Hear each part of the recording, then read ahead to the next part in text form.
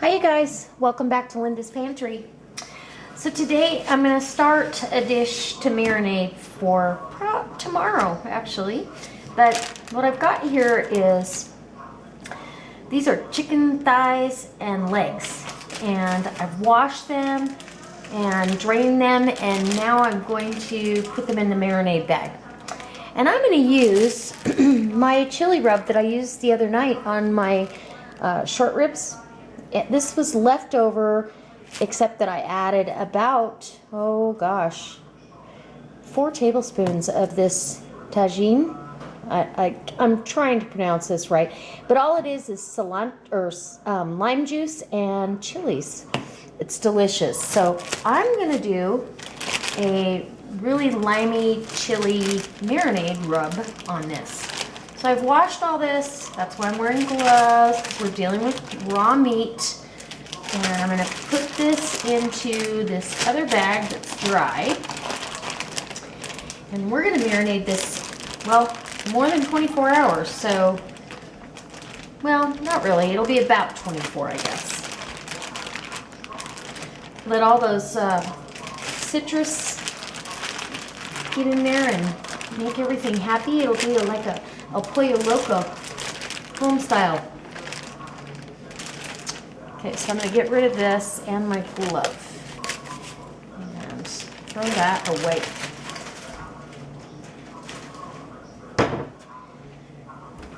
And so now what I have is this bag of chicken, and I know it seems odd to just kind of transfer it. I'm going to put some of this, I love this, roasted garlic olive oil. I am never without it, but I'm almost out. Thankfully, I have a couple more waiting. Anyway, I want to make sure that this has some olive oil down on it. I don't probably need this. If I was to do without it, wouldn't hurt things. And then you're just going to massage that through that chicken in there. Make sure that every piece gets a little bit of olive oil on it, okay? And then I'm going to throw this rub down. And I tasted this. It's got more citrus than the chili, and it's delicious. So I'm going to pour some of it in, and we're going to work that through.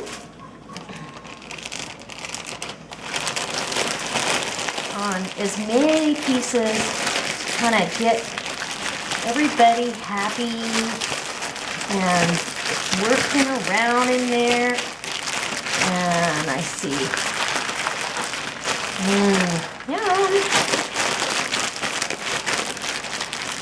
Oh, I can smell it. It smells fabulous.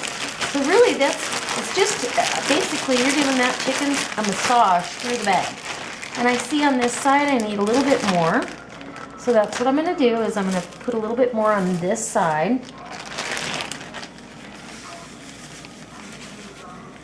And that should be good. I think we have plenty.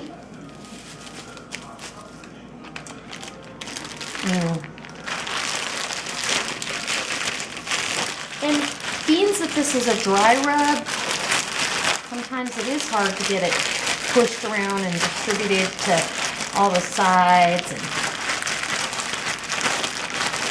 I could have probably done this all by hand and it'd all be perfect, but you know what? This is easier, it's cleaner, and it's kind of fun. And I don't mind. So now we've got a really good coating of this rub, and we're just going to let this kind of get happy together. I would like to put some sliced lemon in there and just add a little more citrus in there. So I'm going to slice up a lemon right now, and we'll do that.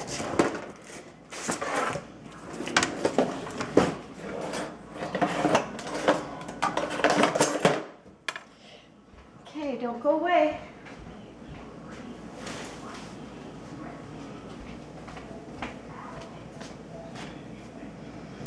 So I've got a lemon here, and what I like to do is roll the lemons down on the counter or the cutting board.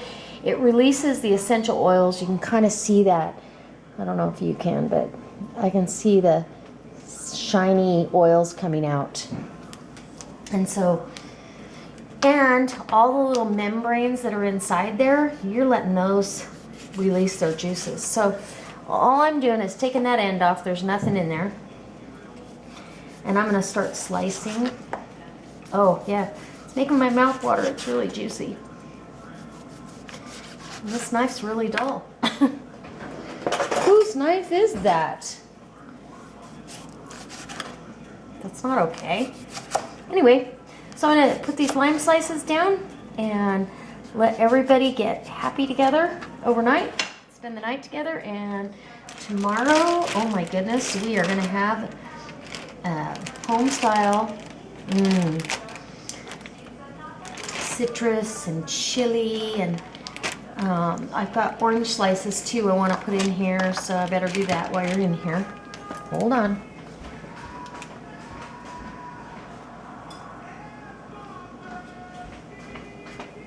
And I have really juicy oranges too.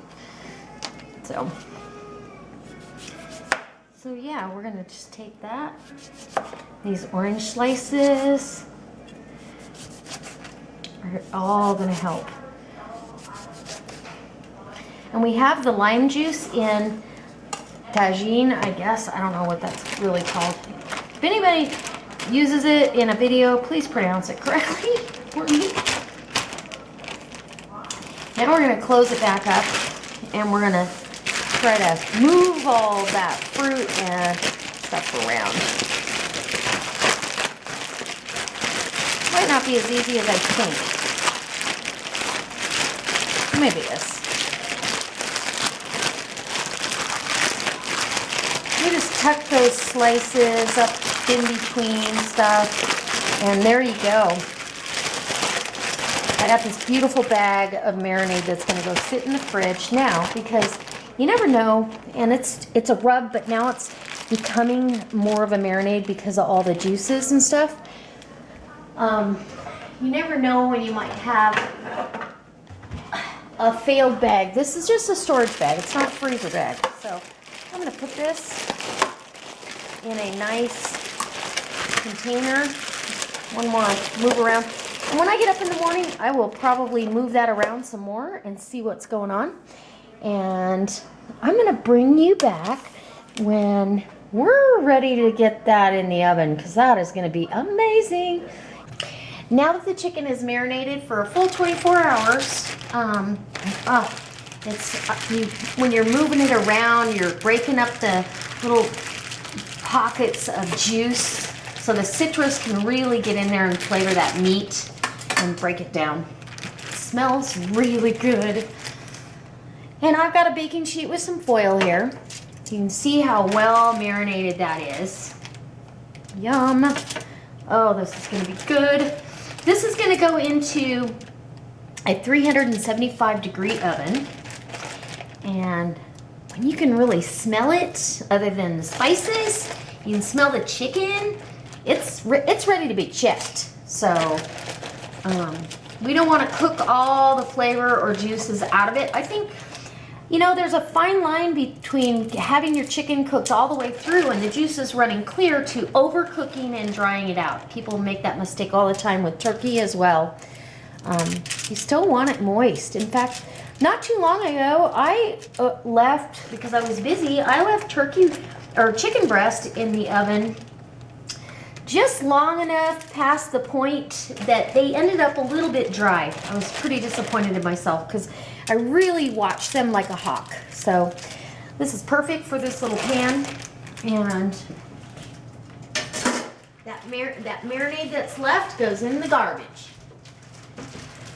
Okay, and then we're gonna put this in the oven. I'll bring you back when it's all done and I can show you the end result. I'm gonna give you a little bit of a bird's eye view. Look how pretty that looks. That's what that chicken should be looking like. Just nice and marinated and well coated. So we need to get this cooking because it's late, you guys. It's time for dinner. Actually, it's past time. I just got home from work though, so anyway, I'll bring you back in about, generally it takes about 40 minutes, so I'll bring you back. All right, so what I want to let you know about is I've just taken this bowl. This is 1 pint of these chili beans. They are, oh my gosh, they're so good. But you know, they do get thicker, and honest and truly, pinto beans take up more space or take up more liquid than kidney beans, I think. Now, I could be wrong. I got to do a test. But to get all the stuff at the bottom of the jar and make sure my seasonings are right, I know I'm a lefty, I put a little bit of water in there. I'm not going to drench them, but I don't want these dry. We're having this as a side dish with our chicken. And so we're having some chili beans that Mama canned. Anyway, okay, so I've got those moist enough. Maybe not, maybe a little bit more, but this is more than enough for 2 people for serving size, which is so nice. You know, the 15-ounce cans, kind of, to me, it's a serving and a half. So you almost have to open another can, and then you got too many, and you are, now what do I do with those? So this is a solution, and for pennies. Okay, so while I've got you and I've got your attention, I'm going to heat this up in the microwave. While I have all of you, as far as attention goes, I would like to know if you guys would like to see some food storage pantry meals. I mean, that means meals made from food storage, or at least partially from food storage, that can be kept for a long time. I mean, these beans are part of it. This corn, I believe the expiration date was a couple years from now, but I've eaten stuff like this 5 years out. And not that I'm recommending anybody do that, but it is longer term, depending on how cool and dark you keep your pantry or where you store your food. I like to put mine all back in its own jars. So this is shoe peg corn, and it's canned. I'm going to put some little, because we're having kind of a Spanish flair here, or Mexican flair. I want to make sure that I put some, these were dehydrated, roasted red peppers, and they've got the little char on there, and now I'm just half a pat of butter on there, and we'll put that in the microwave and heat that up. I'm just about ready to bring the chicken out, and hopefully you guys will be back for the rest of this. All right, so I'm back and I'm ready to plate this up. I just want you to know how amazing this smells. So the ranch beans, I'm gonna do my plate here first, and we'll do my husband's, but I'm just gonna give a couple little, I don't need a lot of those, but these are so amazing.